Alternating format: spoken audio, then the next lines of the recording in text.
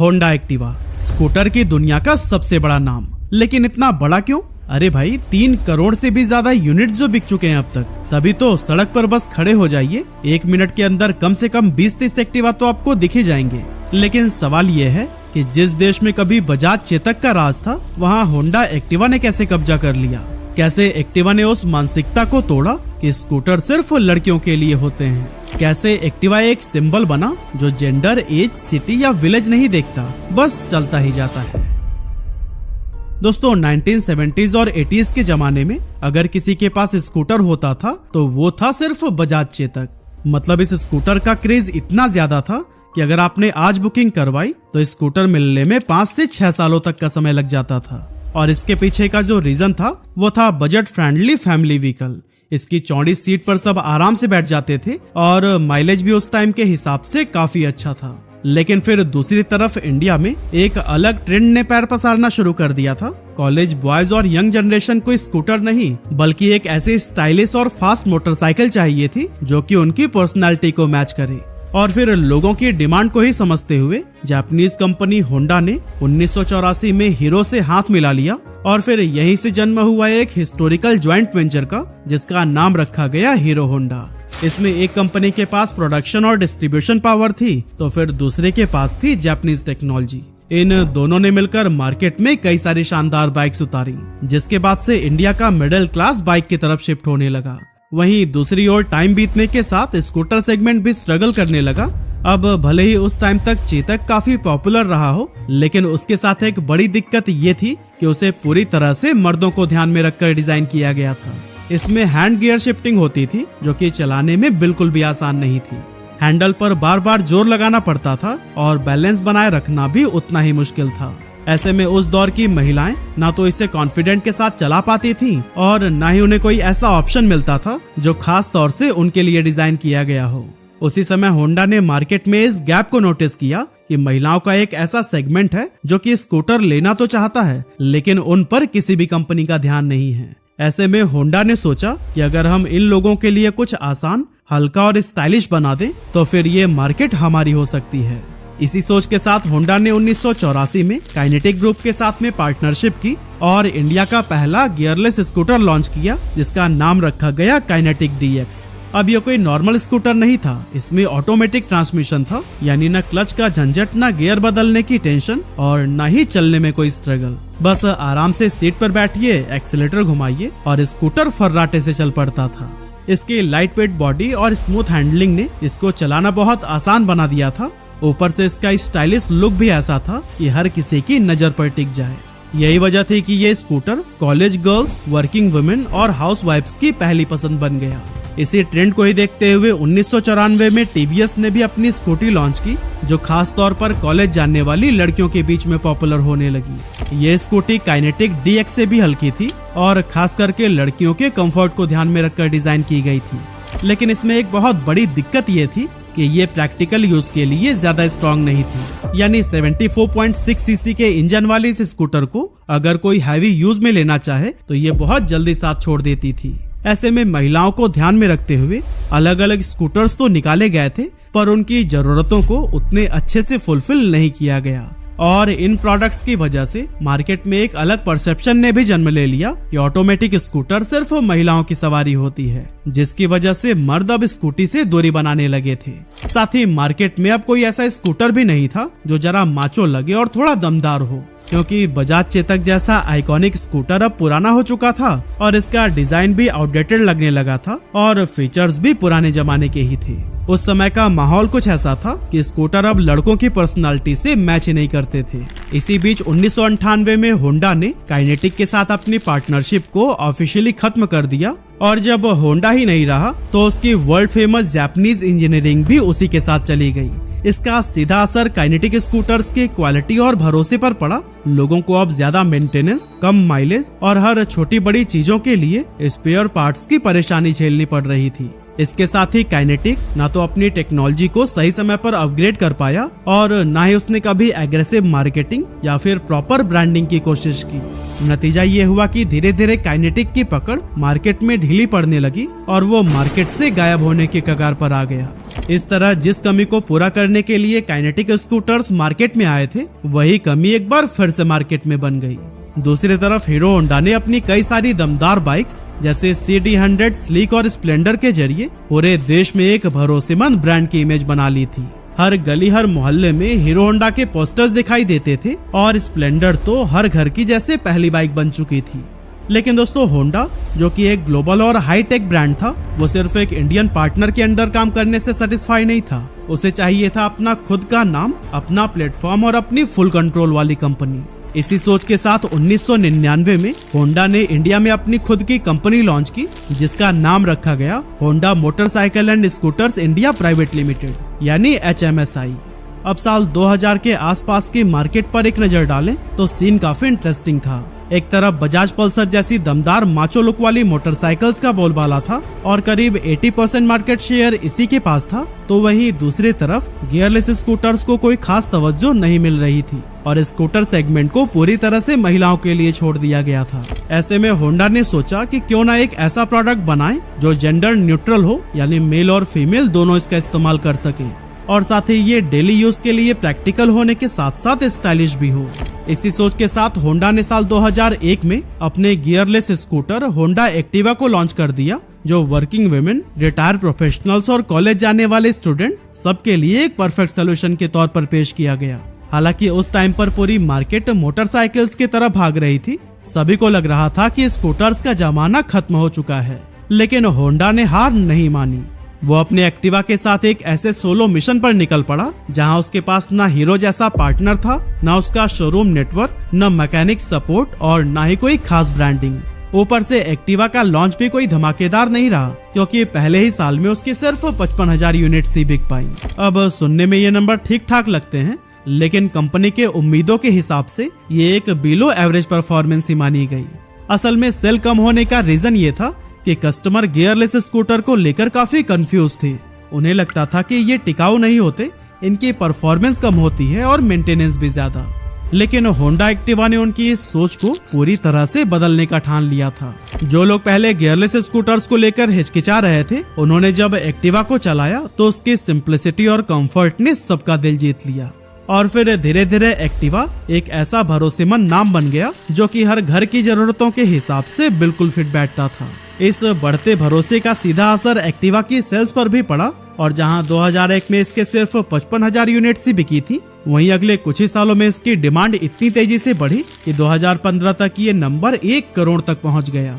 और दोस्तों, ये सिर्फ एक डेटा नहीं था, बल्कि ये उस बदलाव की कहानी थी जो एक्टिवा ने स्कूटर इंडस्ट्री में ला दिया था। और इसने दुनिया को दिखा दिया कि स्कूटर सेगमेंट अभी भी डेड नहीं हुआ है, बल्कि अब पहले से भी ज्यादा जरूरी और रिलेवेंट हो चुका है। और बस यहीं से एक्टिवा ने जो रफ्तार पकड़ी वो फिर कभी भी नहीं रुकी। ये छोटे शहरों से लेकर बड़े महानगरों तक हर गली मोहल्ले में दिखाई देने लगा और फिर 2023 तक यानी अपने 22 सालों में एक्टिवा ने 3 करोड़ यूनिट्स बेचकर मानो रिकॉर्ड ही कायम कर दिया। इस तरह की स्पीडी ग्रोथ किसी भी टू व्हीलर ब्रांड के लिए बहुत रेयर है, और वो भी एक ऐसे टाइम पर जब मार्केट में कंपटीशन बढ़ता ही जा रहा हो।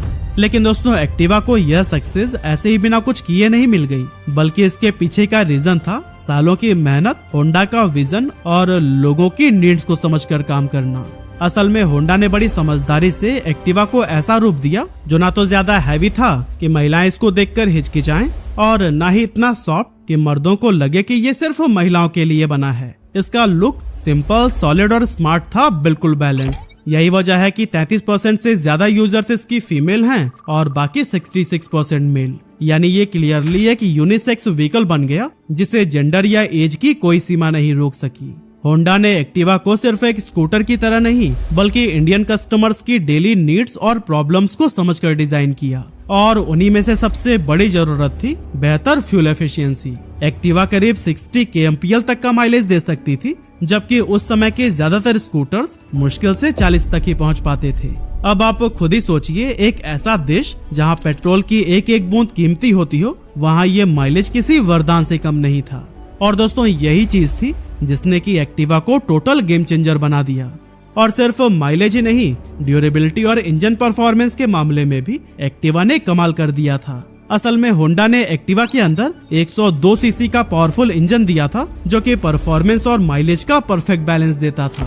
यंग राइडर्स को इसका दमदार पिकअप और पावर पसंद आती थी, वहीं मिडिल एज्ड और बढ़ती उम्र के लोगों को इसकी सिंप्लिसिटी और मजबूत बनावट ने खूब अट्रैक्ट किया। और हाँ, इसकी मजबूती का सबसे बड़ा रीजन था इसकी मेटल बॉडी, क्योंकि उस दौर में कई सारे स्कूटर्स जैसे काइनेटिक और टीवीएस में फाइबर बॉडी का इस्तेमाल होता था, लेकिन होंडा ने एक्टिवा को भरोसेमंद मेटल बॉडी दी, जो न सिर्फ चलाने में सॉलिड फील देती थी, बल्कि सालों साल मजबूती से साथ भी निभाती थी। यहाँ तक कि कई सारे यूजर्स ने तो 15 साल से भी ज्यादा समय तक बिना किसी बड़े परेशानी के इसे चलाया।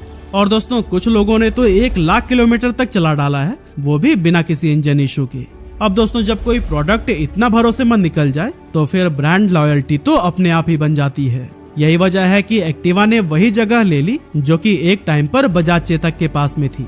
कंपनी की ये प्रैक्टिकल सोच उस समय के कुछ प्रीमियम ब्रांड जैसे वेस्पा से बिल्कुल अलग थी, जो कि लुक्स और स्टेटस सिंबल पर ध्यान दे रहे थे। एक्टिवा की इस सफलता को देखते हुए हीरो होंडा ने, मतलब कि वो ज्वाइंट वेंचर वाली कंपनी ने 2005 में अपना पहला गियरलेस स्कूटर लॉन्च किया, हीरो प्लेजर, जिसकी टैगलाइन थी why should boys have all the fun. शुरुआत बोल्ड थी, टीवी एड में फंकी लुक्स, लड़कियों वाले कलर्स और कॉलेज जाने वाली स्टूडेंट्स को दिखाया गया, यानी कि स्कूटर को फिर से एक स्टाइलिश वुमेन सेंट्रिक प्रोडक्ट के तौर पर पेश किया गया था। लेकिन यही कंपनी की सबसे बड़ी गलती थी कि उसने प्लेजर को सिर्फ एक जेंडर से जोड़ दिया था। प्लेजर एक अच्छा प्रोडक्ट था, लेकिन उसकी टारगेटिंग इतनी लिमिटेड थी कि वो कभी एक्टिवा जैसा यूनिवर्सल स्कूटर ही नहीं बन पाया। प्लेजर का आना मार्केट के लिए एक नया ऑप्शन जरूर था, लेकिन उसने एक्टिवा को चैलेंज करने की बजाय एक्टिवा की ऑलराउंड आइडेंटिटी को और भी ज्यादा सॉलिड कर दिया, जिससे लोगों को और भी क्लियर मैसेज पहुंचा कि सिर्फ एक्टिवा ही है जो कि सबके लिए सही है।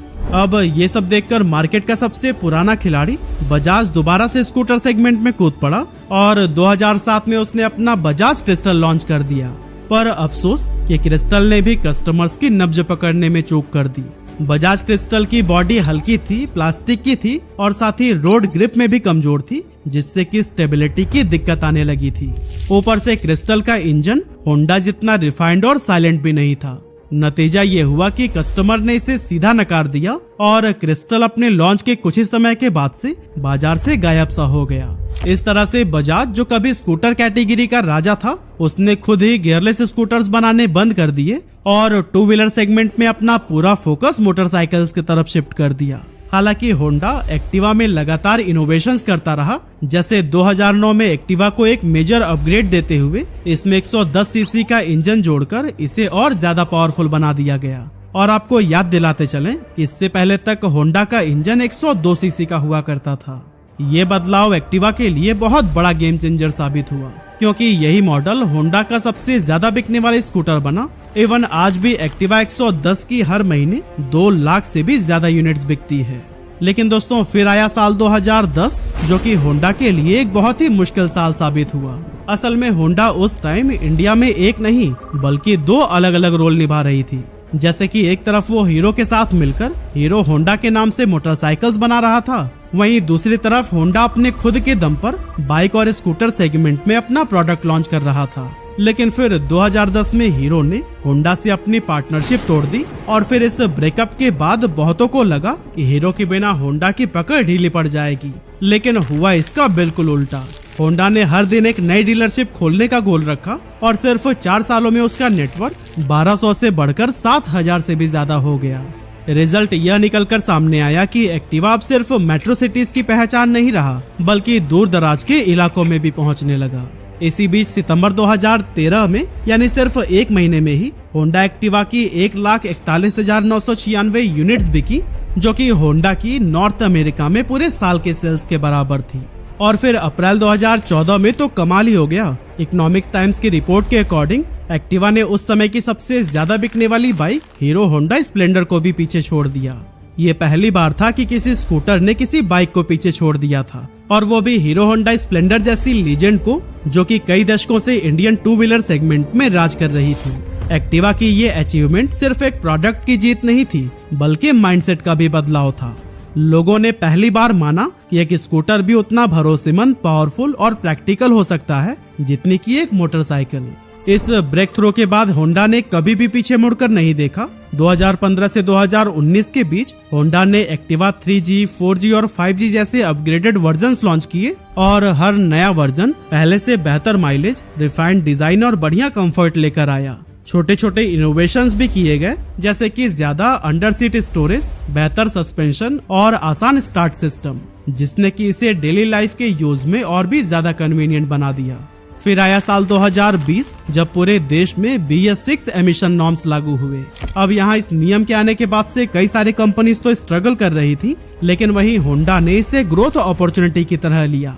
एक्टिवा 6G में उन्होंने पहली बार फ्यूल इंजेक्शन टेक्नोलॉजी दी, जो कि एक सेंसर बेस्ड इलेक्ट्रॉनिक सिस्टम है। ये ऑटोमेटिकली कैलकुलेट करता है कि इंजन को कितनी हवा और कितनी फ्यूल चाहिए और फिर उसे एग्जैक्ट उसी मात्रा में ही सप्लाई करता है। इससे न सिर्फ राइड और भी ज्यादा स्मूथ हुई, बल्कि एमिशंस भी कम हुए, यानी कि यूजर्स को भी फायदा और एनवायरनमेंट को भी। यही वजह थी कि इसकी डिमांड सिर्फ भारत तक सीमित नहीं रही, बल्कि होंडा ने एक और बड़ा कदम उठाते हुए एक्टिवा का एक्सपोर्ट भी शुरू कर दिया। अब दोस्तों, इसके दो फायदे हुए। एक तो एक्टिवा की ग्लोबल पहचान और क्रेडिबिलिटी बढ़ी, और दूसरा भारत ने खुद को एक मजबूत मैन्युफैक्चरिंग और एक्सपोर्ट हब के रूप में एस्टेब्लिश कर दिया। यानी कि एक्टिवा की सक्सेस अब सिर्फ एक कंपनी नहीं, बल्कि इंडिया की ग्रोथ स्टोरी का हिस्सा बन गई। आज भी एक्टिवा की पकड़ स्कूटर मार्केट पर सबसे मजबूत है। फाइनेंशियल ईयर 2024 में इसकी एनुअल सेल 22.5 लाख यूनिट्स के भी ऊपर रही, जो कि बाकी बचे टॉप 5 स्कूटर्स की कंबाइंड सेल के बराबर है। और 2025 में तो ये आंकड़ा 25 लाख के नंबर को भी क्रॉस कर गया है।